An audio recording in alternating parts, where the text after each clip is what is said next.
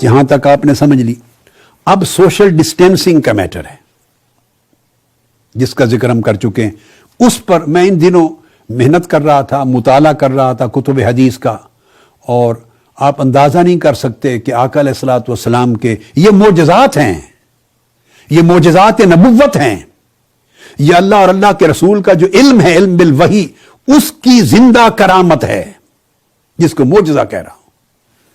کہ جو چیزیں آج ڈاکٹرز نے، سائنسدانوں نے تحقیق کر کے بیان کی ہیں، وہ 14 صدیاں پہلے وہی احتیاطی، وہی تدبیریں، وہی احکامات آقا علیہ السلام نے بیان فرما دیے تھے. آج ہم ڈسٹنس کرتے ہیں کہ 6 سے 8 فیٹ کا ڈسٹنس ہو. کورونا وائرس میں ہر روز آپ ٹی وی پہ سنتے ہیں ڈاکٹرز پوری دنیا میں ہدایات دے رہے ہیں. اب ذرا توجہ کے ساتھ حدیث سنیے، اور یہ حدیث جو کوٹ کر رہا ہوں یہ بھی مسند امام احمد بن حنبل سے ہے، اور حدیث ہے، اس کا نمبر ہے 851. مسند امام احمد بن حنبل، حدیث نمبر 851. اور مسند ابو یعلا میں بھی ہے، اس میں حدیث کا نمبر ہے 6774. سیدنا امام حسین علیہ السلام اس حدیث کے راوی ہیں. ان حسین ان ابیہ عن النبی صلی اللہ تعالی علیہ وآلہ وسلم. سیدنا امام حسین علیہ السلام نے سیدنا علی اپنے والد گرامی سے روایت کیا، اور سیدنا علی نے حضور علیہ الصلوۃ والسلام سے روایت کیا. اس حدیث میں آپ نے ذکر کیا جزام جن کو ہو جاتا ہے، یہ ایک الگ مرض ہے. پہلے طاعون کا ذکر تھا تو جزام بھی کثرت سے پہلے ہوتا رہا ہے. فرمایا اگر جزامی شخص ہو، کسی کو وہ مرض لاحق ہو جائے تو اس کے اوپر نظر جما کے نہ دیکھو، اس کی پھر حکمتیں الگ، ہر ایک نے اپنے اپنے پاس اویلیبل نالج کی روشنی میں حکمتیں بیان کی ہیں. تاہم ایک اخلاقی حکمت بھی ہے کہ نظر گار کے مسلسل دیکھنا، کہیں اس کو انفیریورٹی کمپلیکس نہ ہو جائے. وہ بیچارہ آپ یہ نہ سمجھے کہ مجھے نفرت سے دیکھ رہا ہے، حقارت سے دیکھ رہا ہے، اور انسانی قدروں کے خلاف ہے، تحقیر نہ ہو. اور بھی اس کی حکمتیں ہوں گی، وہ حصہ اس میری گفتگو سے متعلق نہیں، اگلا حصہ ہے. اس کے بعد آقا علیہ السلام نے فرمایا وَإِذَا كَلَّمْتُمُوهُمْ فَلْيَكُنْ بَيْنَكُمْ وَبَيْنَهُمْ قِيدُ رُمْحٍ. جب تم ان کے قریب جاؤ یا کوئی گفتگو کرنی پڑے ضروری، تو اتنے فاصلے پر کھڑے ہو کے گفتگو کرو کہ تمہارے اور اس مریض کے درمیان ایک نیزے کا فاصلہ ہو. نیزہ 6 فیٹ کا ہوتا ہے اور 8 فیٹ کا بھی ہوتا ہے، 6 سے 8 فیٹ کا ہوتا ہے. تو فرمایا کہ 6 سے 8 فٹ کا فاصلہ رکھ کر اس سے بات کرو، اس کے قریب نہ جاؤ. اب اٹھا لیں مسند احمد بن حنبل، یعنی اندازہ کریں اسلام کی حقانیت اور صداقت کے لیے اور ایمان کی مضبوطی کے لیے کتنی عظیم بات ہے. یہ 6-8 فیٹ کا فاصلہ رکھنا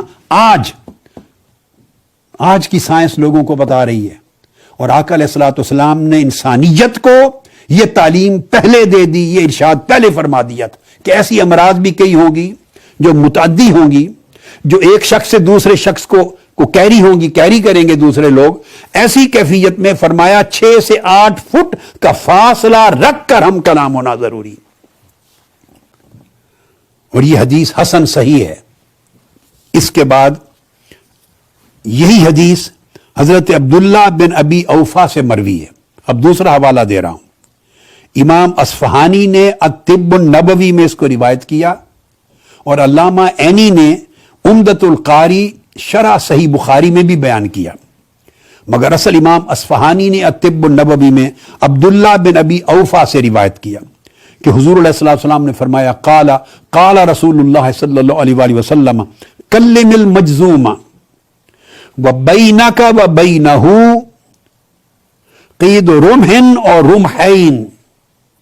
فرمایا کہ جب کسی جزامی شخص سے بات کرو تو احتیاط کرو کہ تمہارے اور اس کے درمیان کم سے کم ایک نیزے یا 2 نیزوں کا فاصلہ ہو، یعنی 6 فیٹ کم سے کم اور 12 فیٹ زیادہ سے زیادہ. 6 فیٹ سے 12 فٹ، 6 فٹ سے 12 فٹ کا فاصلہ رکھ کر اس مریض سے بات کرو جس سے دوسرا شخص مرض کو کیری کر سکتا ہے. تو آقا علیہ السلام نے سوشل ڈسٹینسنگ کا پورا نہ صرف تصور دیا بلکہ میجرمنٹ کے ساتھ آقا علیہ السلام نے 6 سے 12 فٹ کا متعین کر دیا.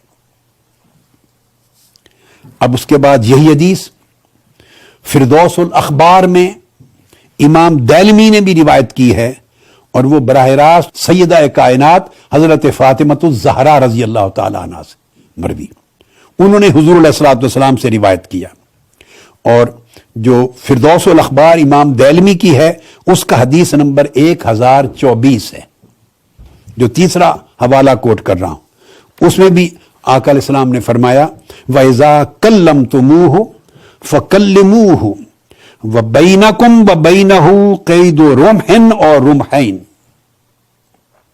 کہ جب بات کرو کسی ایسے شخص سے جو جزامی ہے، جس کو یہ مرض ہے جزام کا، اور وہ مرض دوسرے کو کیری ہو سکتی ہے فزیکل کانٹیکٹ اور قربت کے ساتھ، جراثیم منتقل ہو سکتے ہیں، تو فرمایا گفتگو کرتے ہوئے کم سے کم 6 فٹ سے 12 فٹ کا فاصلہ تمہارے درمیان ہونا چاہیے، ایک نیزہ کم سے کم اور 2 نیزے پریفریبلی، یعنی 12 foot preferably, at least 6 feet to 8 feet, یہ فاصلہ رکھ کر بات کرو۔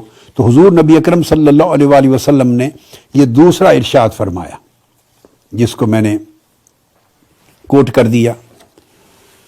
اب یہ جب تعلیمات نبوی کو سامنے رکھتے ہیں تو یہ بات اظہر من الشمس ہو جاتی ہے کہ یہاں ایمان اور جان کا کوئی جھگڑا اور مقابلہ نہیں ہے کہ کوئی لوگ یہ سمجھیں کہ آپ کو جان زیادہ عزیز ہے اور ایمان عزیز نہیں ہے، احکام شرعی کو چھوڑ رہے ہیں معاذ اللہ کے دین پر عمل کرنے کو، باجماعت نماز کو، نماز جمعہ کو ترک کر رہے ہیں، ایمان کو کمزور کر رہے ہیں، اسلامی تعلیمات کو کمزور کر رہے ہیں، جان زیادہ عزیز ہے۔ نہیں، یہ نادانی کی بات ہوگی۔ جان اور ایمان میں جھگڑا نہیں ہے، جان اور اسلام کے اندر کوئی کلیش نہیں ہے، دونوں کے تقاضے نہ مختلف ہیں نہ متضاد ہیں۔